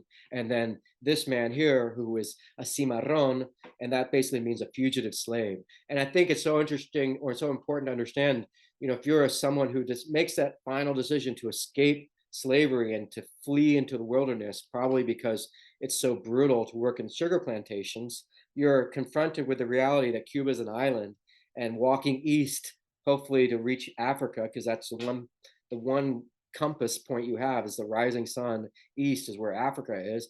A lot of Cuban slaves who freed, who became fugitives, walked east all the way to Santiago, which is as far as you could go. And so that sort of tragedy of being isolated on this island and escaped slaves, sort of doomed to be, trapped on this island. I think this picture here really goes to show you the sort of the real struggle you face becoming a freed slave. You notice he's still got the machete. Now, instead of cutting down sugarcane, he's fighting off these vicious dogs. It looks like he has some rations of food there. But I think this picture, if anything, if of any of the ones we've seen so far, gets closest to showing you kind of some sympathy for the African Cubans population. Maybe perhaps the one on the right, to a degree, is sort of this sort of active rebellion. Certainly the one on the left seems to be a little micro rebellion against Spain, against the social order, with the dogs representing tyranny and the slave, using his own might and muscle to fight off the oppression there. So, even though these two pictures are very kind of like probably not intended to be revolutionary at all, I think you can, from our point of view, try to extract some kind of feeling of revolutionary spirit that's in Cuba underneath the pageantry, or even in sort of the decision by the slave to escape into the wilderness. And before, I just want to quickly show you some of his artwork that takes place after 1880. This artist goes from this style to a much more kind of satirical caricature, which you see here. And so you might consider, well, are these more revolutionary? Why did he make this new style? And which do you like more? Which have more appeal? And so these are all paintings by the same artist about a decade later, and it looks like a lot of them are very similar subject matter, but kind of filtered through more caricatured lens. I'll just scan through some of these, scroll through some of these. I think his portrayals of the Afro-Cuban subjects here are too kind of ridiculous for my taste. In that sense, I prefer the previous paintings.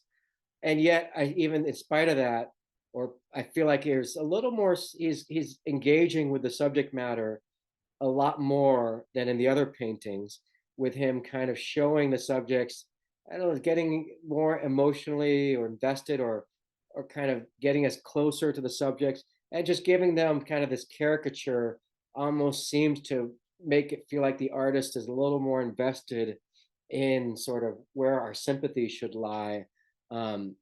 Here I feel like the artist is showing you probably someone who works for the upper class, a slave who's works for the upper class, participating in a santeria, a Catholic ritual, with maybe the slave master entering and interrupting. And it just makes you wonder more about the figure on the left and what's going on. And so even though I don't like personally these paintings as much as the other ones, I think there might perhaps be something a little more revolutionary, or at least more satirical, or even a little more sympathetic or emotionally invested in these than the other ones. He definitely seems to be following this figure of the coach, whose carriage has crashed. And you could see this, this could be a symbol of, the revolution, the fact that the upper class's carriage has crashed. You could see that very symbolically. Here, it looks like you've got a moment of the church, maybe of someone undergoing some Catholic rites. But I think the portrayal of the Afro-Cubans are so kind of over the top that I tend to kind of be turned off from these paintings more than I am by the other ones, with a few exceptions. Notably, maybe not this one so much, but I think just compare these two as an interesting. You definitely see he's kind of reformulating the same subject matter, and you might wonder, well, which is more quote unquote effective, or was he trying to appeal to a different audience, or maybe he just kind of felt like trying a different style of art. But some of these, I think, transcend the sort of characters. Something like this, for instance, if is this the same slave who's going to escape? He's playing a violin there, and so you certainly kind of feel like the artist is giving this subject a little more autonomy than the other subjects we've seen, cutting slavery, cutting down sugarcane. But then, of course, it's such a ridiculous sort of caricature of the subject here that I feel less sympathy maybe here than I did with the other version of the painting, a little more realistic, same subjects fighting off dogs with the machete. But here it's just such a kind of clownish portrayal of the subject that it loses some of the revolutionary quality that we saw in the other one. And here, well, what's going on here? What do you think the artist is doing with this one?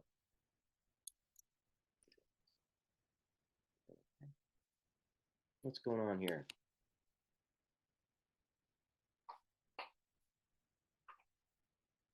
Who are we looking at? Who is this guy?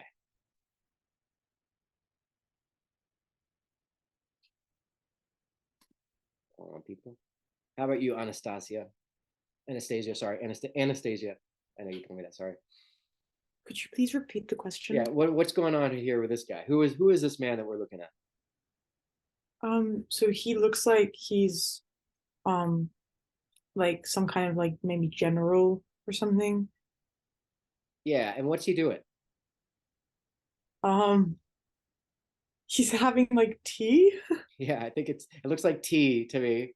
And Yeah. and what's he doing while he's drinking tea with his monocle, the one little eyeglass on? It looks like he's looking at a statue of himself. Yeah, him, or maybe he's aspiring to be like the bust, some famous Roman, whoever. And it's kind of, I think the artist seems to be making fun of this guy as maybe his own kind of ego or something, like sitting there drinking tea, like looking at, oh, I want to be like this guy or something, right? I think we're meant to kind of laugh at this guy to a degree. What do you think? Yeah, no, I would agree. I think that's Just imagine sipping tea and staring at a bust of whoever. It's just silly. It's the most sort of egotistical thing you could do. It's very sad. And so some of these paintings do seem like the artist is nurturing a sense of satire and criticizing some of the upper classes to a degree, but I don't think there's I can't decide yet how I feel about this artist's work completely. Something like this. What do you think about this, Anastasia?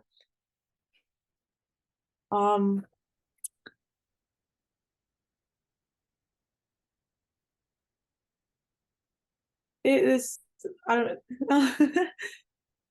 Perhaps like it's the artist is trying to, it seems like they're kind of making fun of like the slaves to an extent. It does, It right? almost looks like a caricature, but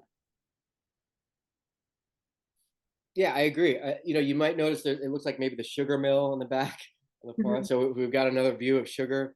Kind of now we're inside the jungle, looking out from the point of view, kind of near the escaped slave. But I agree with you. There's something where the artist is portraying the escaped slave as almost kind of like he's like just idle and not even trying to defend. There's no dogs that he's defending himself. The machete's lowered on the ground. It looks like he's almost signaling to them.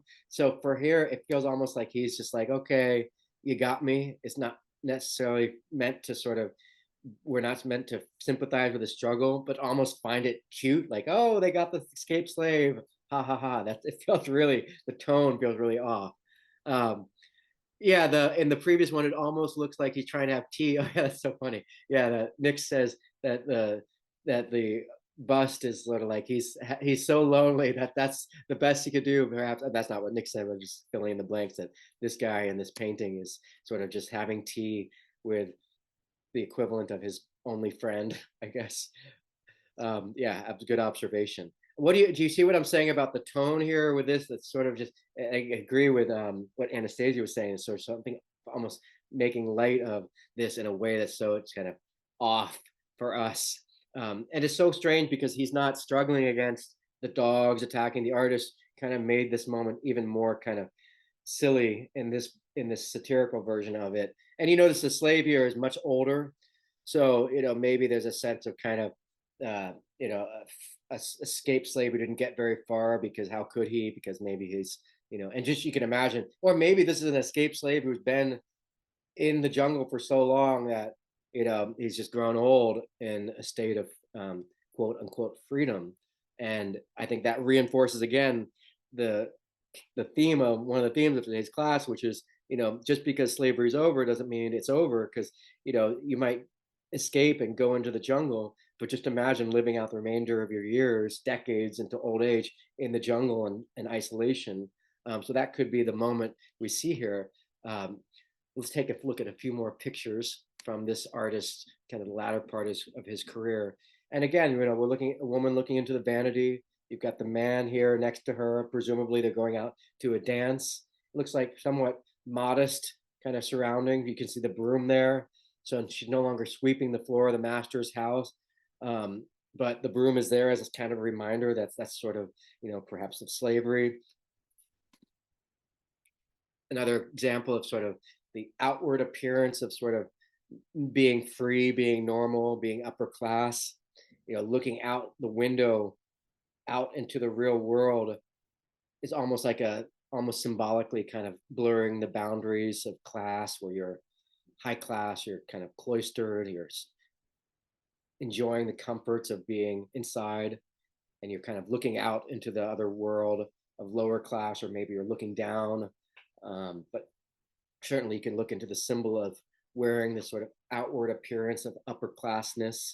Here, I think you've almost got the sort of woman sitting down. It almost looks like she's become like the master or the woman who owns a house.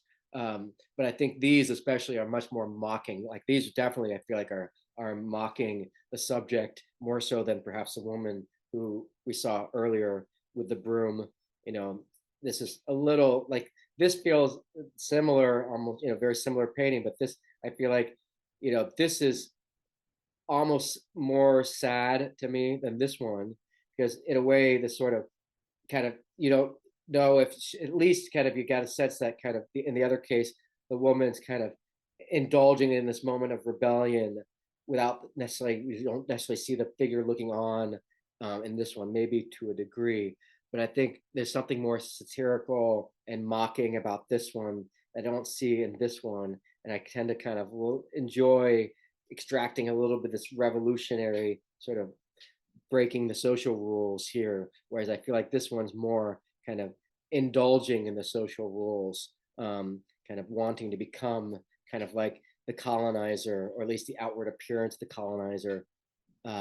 You might consider that in contrast to this, where the woman's just still sitting down. Here she's sitting down too, but it's a very different picture of a woman sitting than in this one.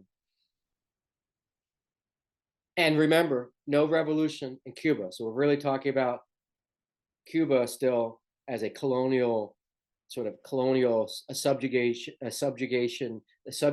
country, or country subjugated by colonialism. And I think in this picture, really, I think nails down that idea.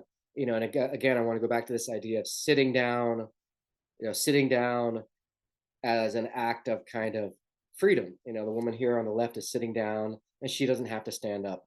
The woman here is standing up as part of kind of having to do her job for slavery, but looking into the mirror to indulge a moment of kind of freedom, or superficial moment of freedom.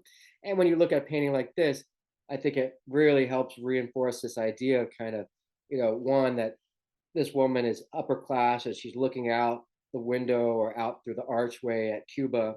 And I think it's really, well, what do you think is, when the artist made this painting, and this is a Cuban artist in the late 1800s, 1888, called the La Siesta. So it's a woman kind of relaxing. What do you think is the artist's intent here with this painting? Is this a revolutionary painting? What do you think, Josefina? Can you hear me, Josephina? Would you think this artist is trying to show a moment of revolution here? Um, I don't think so. Yeah, I tend to agree with you. What do you think what do you think is the goal of the artist of this picture? To me, it kind of has a very like calm and relaxed like feeling to it. The woman's like laid back, looking out the window, but it's also like a little like messy if you look at the carpet and then the like leaves everywhere. So Yeah, I'm not sure. that's a Yeah. great observation. I'll go back to that in a moment. What were you going to say, Joseph? Julian, did you have your hand up? Yeah, I actually think that it does have some revolutionary qualities to it, specifically because it is dirty, because Yeah, there's no one there to clean it up. And also you can see that there's a fan next to her that she's not even picking up to use because I guess she can't be bothered. But um I think in that quality, just showing the absence of anyone doing of any enslaved peoples and her just kind of sitting there doing nothing about it. right. I love how bright you guys are. That's such an awesome thing that you guys pointed out.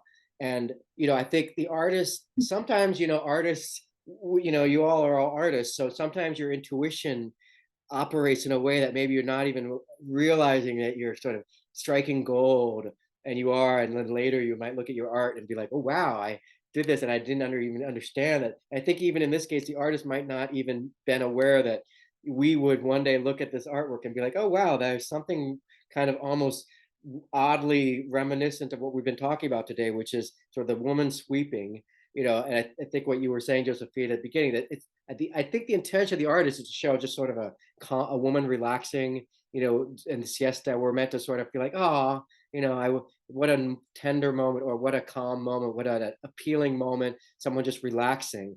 But you guys are observing something which is really, really notable. Is sort of the carpet is sort of wrinkled, but you've got this stuff that just sort of implies that there's no one there cleaning. And I don't think that the artist said, hey, I'm going to paint this so that, in 2023, these art students can look at this and see there's this revolution kind of implied with if you think about this, the idea that 1888, which is the date of this painting, or what was the date of this painting? Yeah, 1888, slavery ended 2 years before. And I can't say for sure that this artist painted this saying, oh, let me actually show you the absence of slaves.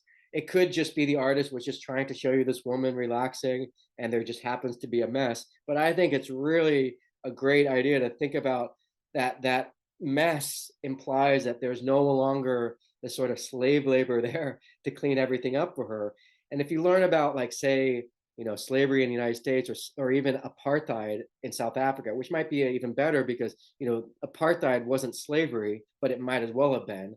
And likewise, in the United States, after the end of slavery, you have Jim Crow, so you might as well still have slavery if you have segregation, because you still have the stifling of all these individual rights. So in something like this, you see this woman kind of who no longer has all of the sort of workers, and you understand the sort of nature of slavery as sort of people who are very pampered, not having to lift a finger to do things that kind of not only are just things that we all kind of should do just to keep the daily maintenance of life, but kind of give us a sense of humanity and bare minimum sort of struggle, so we can appreciate just the struggle that each and every other person, it's like if you never have a job working in a service industry, you might become someone who never understands the sort of the value of being the lower part of the totem pole, and having people sort of see you as someone just to kind of wait on them. And I think this woman here is sort of, she's looking out at the ocean. We almost feel like the sort of world has left her by, that like when she loses her slaves, as sort of she's losing a fundamental part of her character. This is almost like the woman who we saw, who's visiting the former slaves. um, that woman is almost like the same woman. Like, once slavery's over, she goes to go visit her former slaves, because that's probably some of the only people she knew on a day-to-day basis. And so it's just, you understand how slavery has a sort of horizontal and vertical integration into society. And this painting almost shows you this right after slavery, where, I don't think the artist is trying, that's the point that the artist was making. But I think we can look at this and say, it feels like there's that woman sweeping is kind of missing now, and that this is Cuba right after slavery. and Cuba almost looking like kind of lost and forlorn because it's still a Spanish colony, and these upper classes still kind of have power, but it's sort of, kind of meaningless when it's sort of, you're kind of at odds with history, at odds with the sort of kind of progress happening in the rest of the world, and Cuba's out of stride with, and you almost feel the waves arriving are sort of the forces of change. You can almost feel winds blowing, but the ruffled carpet definitely seems like the artist made a point to make the rug seem not perfect and tidy, that the leaves blowing around aren't cleaned up. I don't know. What do you guys think? Do you think the artist did that intentionally as sort of a little subtle political statement? I think it's a wonderful interpretation. Are we meant to, is this just a relaxing painting that we're meant to sort of project onto and wish we were her, enjoying? I don't think so. It feels like that might seem to be the case at first, but the more I look at it, the more I don't feel like she's happy. What do you think? Is she happy? Does she seem happy to you, Karina? I mean, she could be, but Yeah, I it mean, could also be from like the weather, maybe.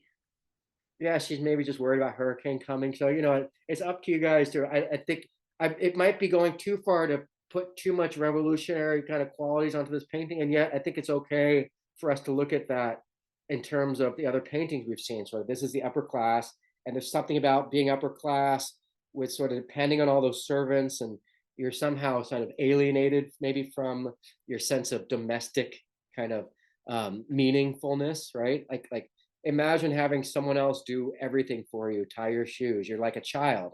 Like, so to have slaves is almost like you become like a child. You can't do anything for yourself too. What were you going to say, Julian? Yeah, like in that same vein, I agree that maybe this wasn't like intended as a revolutionary painting, but it could be, especially without, like, I definitely see how people are saying that she seems like kind of sad. It could be sympathetic to her in losing that Oh, right. community, I guess, yeah, or those poor, people in her life. yeah, like you could even say that it's just the upper classes feeling like, oh, this sucks. We've lost, Yeah. our like this. You could think about the equivalent would be like the Confederates painting a Mhm. picture about, having to sit down. Like, what this is? Oh, great, we lost. Here's a moment of after losing the war, right? Yeah. So, it's another kind of way of looking at slavery from the point of view of kind of this kind of former master who's now kind of just kind of doomed or stuck sitting in her chair wondering what's next. No one's fanning her. She's got the fan next to her. Maybe she's too tired to do that herself. But there's definitely a lot of house to kind of take care of. It's definitely something to consider, sort of, what will be next for Cuba, because what we're going to see in the upcoming next classes, and we'll get to the revolution probably by the end of next class or the beginning of the following one, is the final independence of Cuba, co-opted by the United States, which becomes the biggest landowner in Cuba, replacing a lot of these upper class Cuban families as the biggest landowners in Cuba. And the Spanish crown still controls Cuba at the end of the 1800s. So this painting on the right is still very much a painting of Cuba as a colony of Spain, which is completely out of stride with the rest of Latin America, maybe with the exception being Brazil. And to kind of finalize this sort of point I'm making, the Cuban Revolution really never happens. It never really happens until the revolution of 1959. So independence and revolution come at the same time. And someone pointed out, I should point it out, she's sort of looking outside, looking out the window in this painting. Yeah, there's something, definitely feels like she's sort of yearning or looking, her attention is outside. And yet she's not looking at people. She's not sort of admiring this fanfare. You feel very much she's alone. And so it's definitely a picture that has maybe a sense of melancholy. And I think someone used that word to describe the picture on the left, the melancholy. Perhaps I think that we feel looking at this woman on the left, indulging in this moment of revolution of the social orders. But ultimately we know that sort of she has to go back to sweeping after the master comes home. Or when the master comes home.